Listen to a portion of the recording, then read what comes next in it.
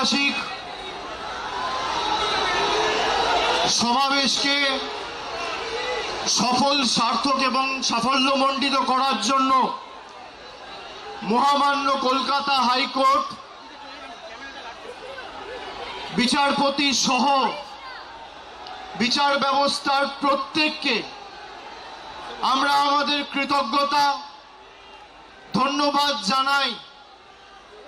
যারা 21শে জুলাইয়ের কর্মসূচি আটকাতে চেয়েছিল, ভারতীয় জনতা পার্টির সরকার 21শে জুলাই হলো, বিজেপি সরকার 21শে জুলাই আটকাতে পারলেন, শুভেন্দু অধিকারী 21শে জুলাই আটকাতে পারলেন, অমিত শাহ 21শে জুলাই আটকাতে পারলেন, কলকাতা পুলিশ 21শে জুলাই আটকাতে পারলেন। আজকের এই সমাবেশ প্রমাণ করে দিচ্ছে তৃণমূল কংগ্রেসের কর্মীদের কোনো বিকল্প নেই। যারা নিজেদের তৃণমূল বলে দাবি করত, গিয়ে একবার দেখে আসুন মেয়র রোডে যে কটা লোক রয়েছে, গ্রামে জেসিবি দিয়ে মাটি কোপানোর সময়ের থেকে বেশি লোক হয়। ভালো তৃণমূল, তাই না?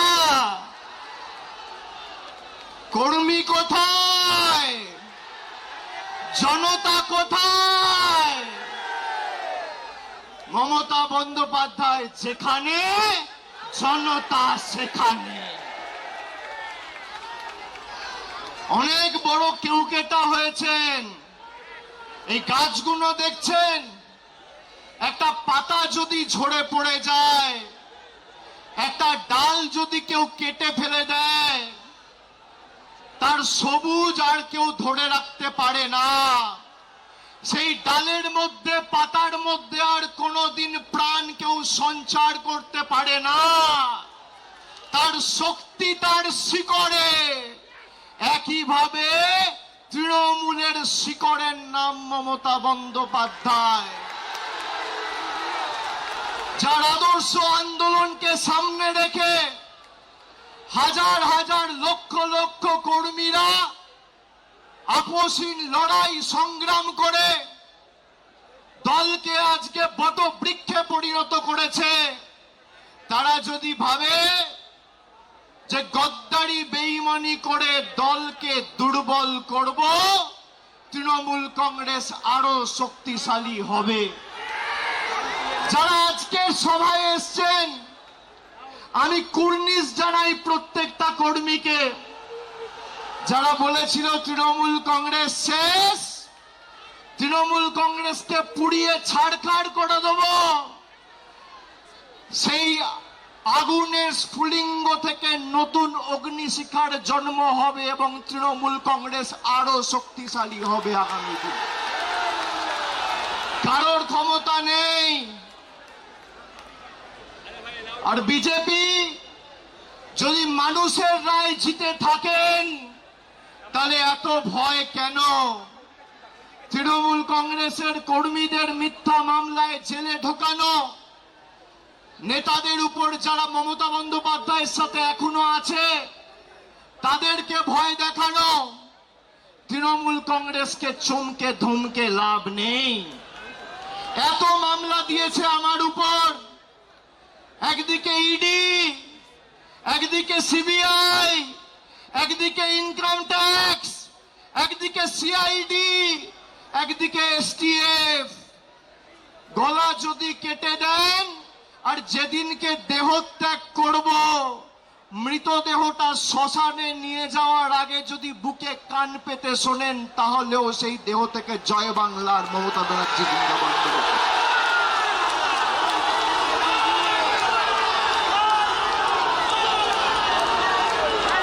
ইতিহাস প্রতিকূলতার বিরুদ্ধে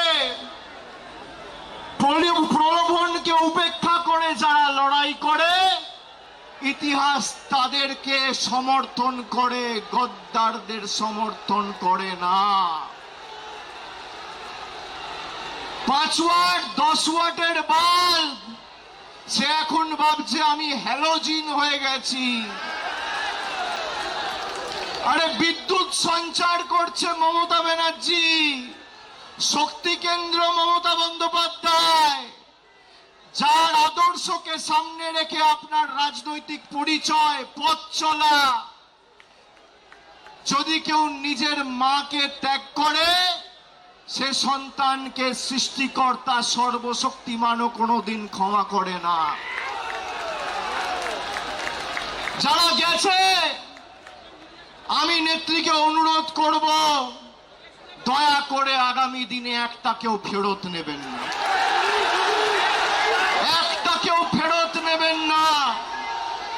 আজকের এই কর্মী সমর্থকদের উৎসাহ, উদ্দীপনা, বিজেপির ক্ষমতা হবে ক্যাথিড্রাল রোডে এই মিটিং করার, রাজ্য সরকারের ক্ষমতায়, পুলিশ তোমার, তদন্তকারী সংস্থা তোমার, অর্থ তোমার, কেন্দ্র সরকার তোমার, মানুষ তৃণমূলের সাথে রয়েছে। পুলিশ যাদের অযথা মিথ্যা মামলায় অত্যাচারিত করছে, আমি বলবো ধৈর্য ধরুন।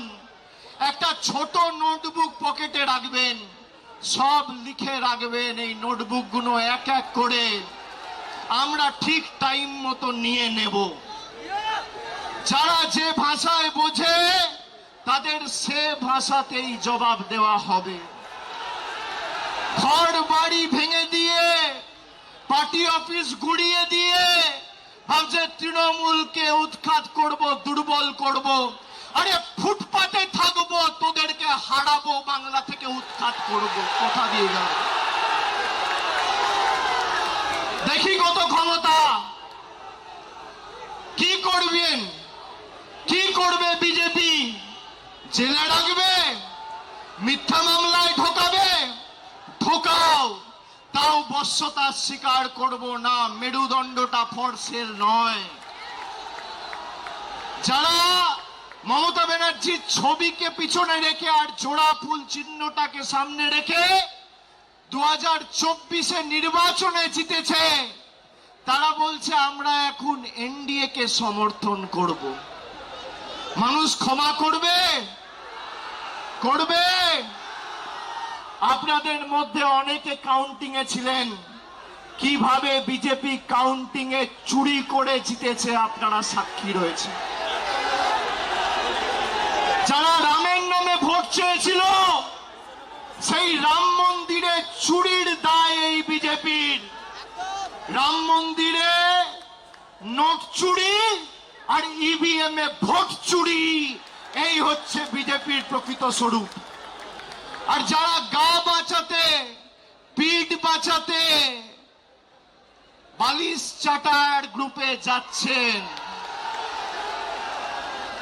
এদেরকে তৃণমূল বলবেন না, বলবেন বালিশ চাটা। খালি বিসি বললেই হবে।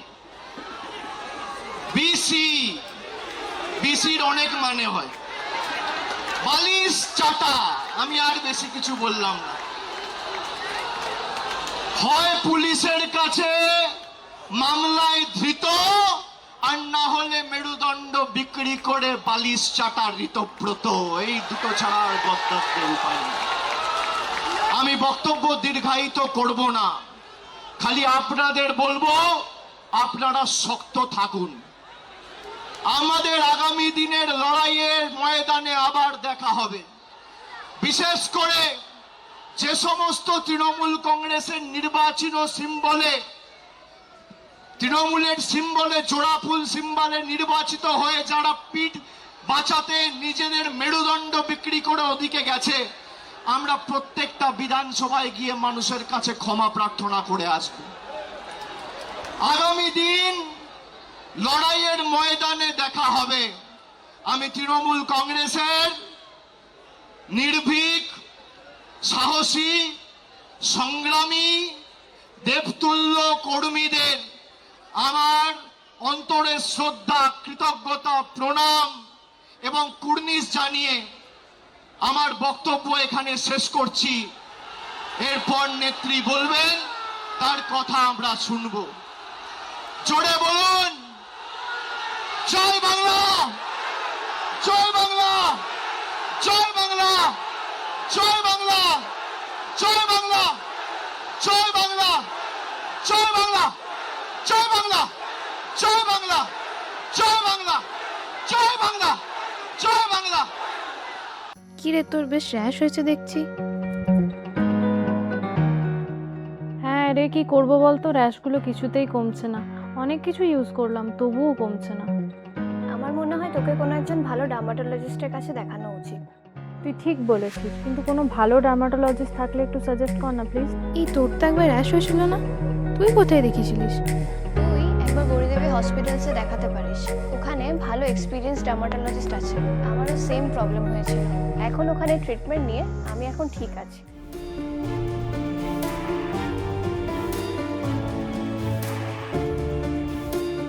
গৌরী দেবী হসপিটাল, রাজবাঁধ, দুর্গাপুর। যোগাযোগ 8001003333, 8001113333।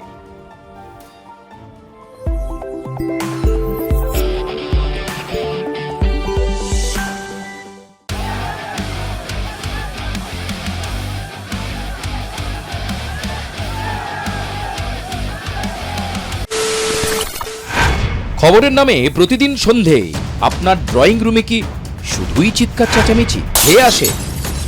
বিতর্কের নামে চলে গালাগালি আর কাদা ছোড়াছুড়ি। এবার সময় পরিবর্তনের, কারণ আমরা কান ফাটানো চিৎকারে বিশ্বাস করি না। আমরা বিশ্বাস করি খবরের সত্যতায়।